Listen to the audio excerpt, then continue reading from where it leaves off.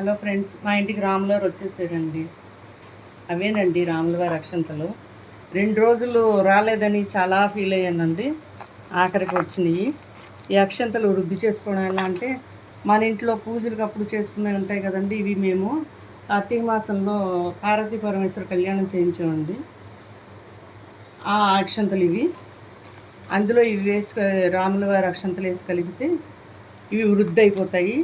అప్పుడు మన అందరికీ మన ఇంట్లో వాళ్ళందరికీ శుభకార్యాలప్పుడు వేయచ్చు. ఈ కార్డు ఇచ్చారు కదండి, ఇది మనం లామినేషన్ చేయించుకుంటే మన తర్వాత తరాలు కూడా, మన తరంలో వచ్చింది కదండి ఈ ఫంక్షను, మన తర్వాత తరాలు కూడా గుర్తుపెట్టుకుంటారండి. ఈ పేపర్లో ఉన్నట్టుగా మనం 22వ తారీఖున ఆచరిద్దామండి.